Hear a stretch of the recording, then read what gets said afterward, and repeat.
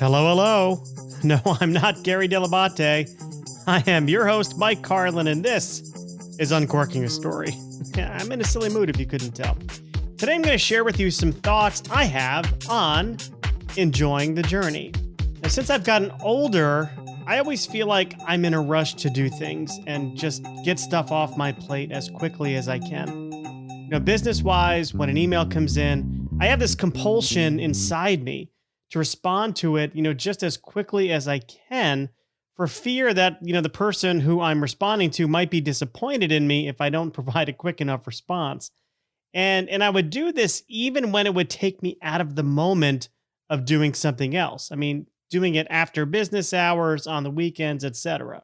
But it's not just business-wise where I've been in a rush in my life. When it comes to family time, and I'll remind some of you who know, and for new listeners, I'll make you aware. I'm the father of triplets. Now they're 18 years old now. They just started college this past fall. But when they were younger, I always felt, eager for them to get to the next stage of life.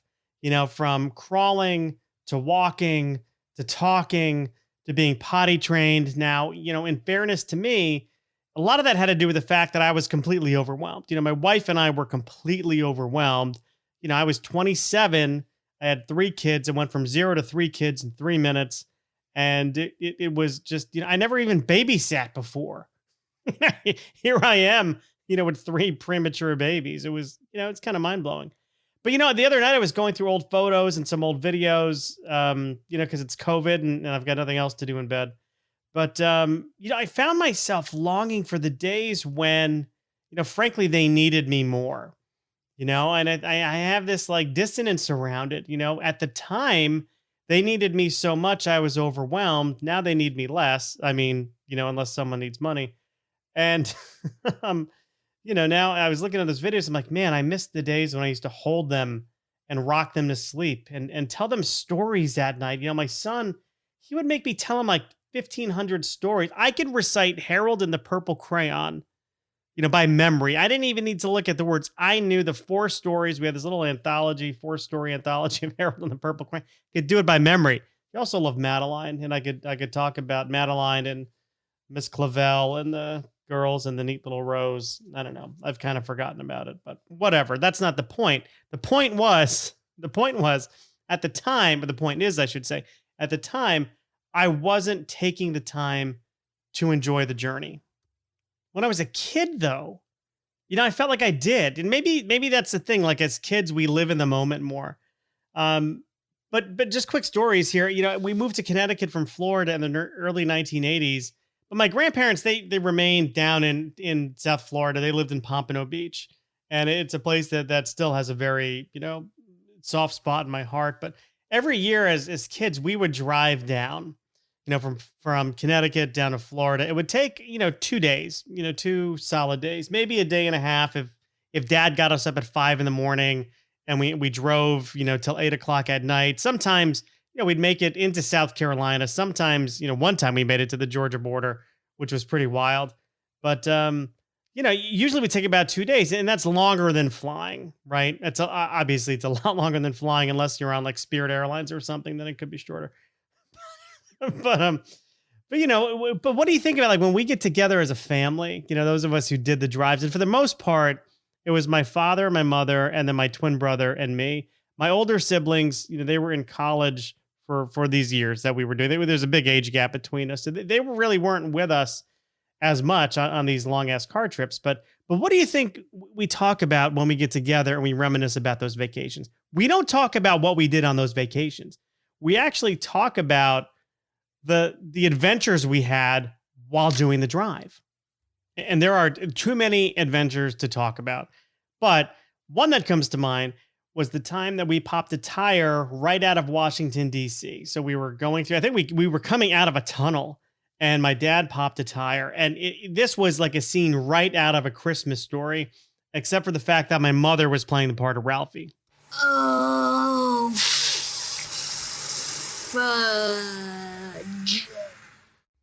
Now, if you know my father, he's a wonderful man, doesn't have a lot of patience, doesn't really do good in high pressure situations. And I would, to his credit say, changing a tire on I-95 when trucks are whizzing by. Stressful situation. So it's dark out. She's holding a flashlight. And, his use of profanity could really make Quentin Tarantino blush. And he said to her, Arlene, shine the light on the fucking nuts. And to cut the tension, my mother takes the flashlight and points the beam between his legs. And they both came back into the car laughing hysterically. And that is actually a gift my mother has. She is a wonderful person, and she's going to be a saint someday. I'm telling you, the Pope is going to canonize her. But, that was that was just one story. There was another time we're driving down and, it was a freak snowstorm in, I think it was North Carolina. I think it was past Virginia. I think it was definitely North Carolina. It wouldn't make sense if it was South Carolina. So we're going through North Carolina, I-95, and it's snowing so bad they close I-95. And there's a state trooper who points to our car and points to the exit, suggesting that we get the hell off the highway. Well, my father was making good time in his mind, so he decides to blow past the state trooper and continue on south. Now, the problem is all the Holiday Inns and the Howard Johnsons, all these roadside hotels that we would always stay at on these drives, they were all booked. So, and Dad always liked to stay right off of 95 so we can get easy on in the morning and continue down the way. So the fact that we've got to veer, west a little bit, getting the man just a tad upset. So we find a place that they have one room left, right? So it's the four of us, mom, dad, Jim, me. And it could best be described as the Bates Motel. I mean, it actually made the Bates Motel look like, the Ritz-Carlton. But we were able to stay there, and they had this little country steakhouse right next door. But that was where I first tried French onion soup. And not French onion soup, beef barley soup. I've had French onion soup before that day. Beef barley soup. First time I had it, fell in love with it. I, to this day, love beef barley soup. Whenever I eat it, I say, I love you. And then we reminisce about this trip. I love you. I love you. I love you. Now, the other thing about that trip, I remember when we got back from having the beef barley soup, there was nothing much on TV, but Eddie Murphy, I think it was Raw. What was the one where he had the leather purple outfit? I think it was Raw. And my father was not a big fan of Eddie Murphy because he used profanity, which to me is completely ironic because, again, the man had a love affair with swearing. But I just remember the four of us sitting watching Eddie Murphy Raw, and it was just very memorable. But that's not the creme de la creme moment. The creme de la creme moment of these trips where we were enjoying the journey was when my mother contracted a stomach bug the morning we were supposed to leave Pompano Beach and drive back to Florida. Now, remember, this is 2 days, at best a day and a half in very close quarters. And, she starts to feel better midday. So we were thinking about delaying the trip a day. Now, why we didn't delay the trip a week, I couldn't tell you. But she starts feeling better midday, and Don decides that we're going to go for it. So... And I don't know why. I don't know why he was in such a rush to get home. We're like, hey, we're in Florida. We're having fun. It's cold up north, but whatever. Fine. Maybe Dad's got to get back to work. I don't know. I'm not Columbo. Anyway, one by one on the drive up, we fall. And my sister was actually with us on this trip. So she's the first to go down. She makes my dad pull over, and then Jimmy gets it, and then I get it. And let me tell you, it was coming out of both ends. And we nicknamed that car. It was an old Oldsmobile Delta 88, which from that trip forward was nicknamed the Vomit Comet. Good afternoon, sir. And how are we today? Better. Better get a bucket. I'm going to throw up. And I thank Rob Salmon for introducing me to Monty Python. But man, that was a rough trip home. My father never got sick. He managed to stay strong. And for some reason, here's the thing. When you drive, to Florida from Connecticut or vice versa, you have a choice to go out of your way and take something called, the Chesapeake Bay Bridge. It's also known as the 17-mile bridge. So it extends the trip by 45 minutes, but you go on this cool, really long bridge with tunnels and stuff. And for some reason, we decide to take it. 4 people in the car with a stomach bug, no place to pull over, mind you. And we decided to take the 17-mile bridge. I don't know. Again, I'm not Columbo. I really would love to get to the bottom of that decision making, but here I am. But here, this is so I'm thinking about this topic, right? This topic of enjoying the moment, enjoying the journey, and kind of reflecting on how, like, as an adult, I haven't been able to do it as much. And when I was thinking about this, I was reminded of an interview I did early on in Uncorking a Story. It featured a discussion with Shihan Manny Esmeraldo, who runs a place called the Dojo. He's got 2 locations, one in Stamford, one in Westport. And my kids and I used to train there when we were all younger. And he always used to give us these great, pep talks. It wasn't just about training in the martial arts. He gave us these great, pep talks about the mind and kind of training your mind. And it was part like motivational speaker, like he was part Tony Robbins, part Bruce Lee. And one day I remember he talked about, being in the moment at your best and kind of leaving everything in the parking lot before you walk into the dojo. And I sat down and I talked to him about it, but we also got into a conversation about kind of rushing things and enjoying the journey. And this is what he has to say about the journey of getting a black belt at the dojo. Oh, no. I mean, it's true what you're saying. It's it happens inside of you. There's a reason why, like we're talking about adults doing martial arts. There's a reason why adults don't do martial arts. You just don't want to take that step. It's the reason why adults don't do lots of things. Like you said, if it's not easy, it's not convenient, it's right in their face, and it can get done really quickly, they're not doing it. You're not getting, at least at this school, you're not getting your black belt in a year. You're just not. Even if you were like the most awesome, you're not getting it on principle. I'm not helping you. I'm not being compassionate to you by giving you stuff really, really quickly. It's not working. It's not gonna be beneficial towards you in the long run. So that's not what it is. A lot of people have been training at the school for years and years and don't have their black belt yet.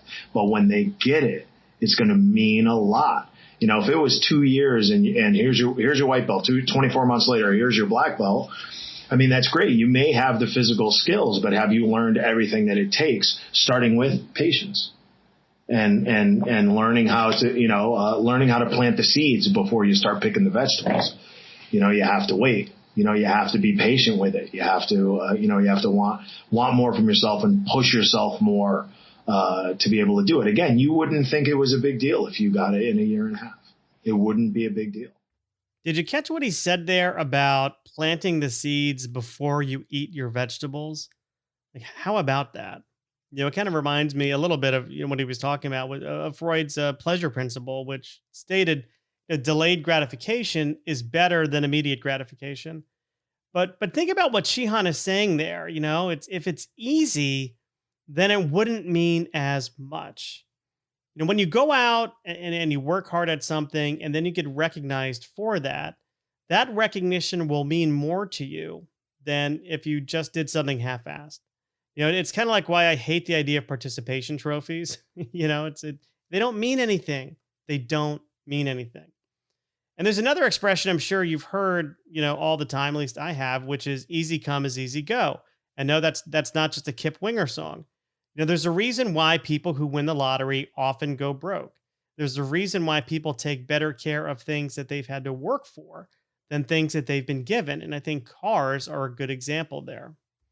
Give a teenager a car and, more likely than not, it's going to be messy. If that teenager bought the car with his or her own money, then they're going to, keep better care of it. And I know I diverted a little bit from the topic here, which is, kind of as adults, we need reminders to help us enjoy the journey. My personal issue is that there's always something on my mind. I could be at a recreational event like a game or a concert, and I find myself thinking, will there be traffic on the way home?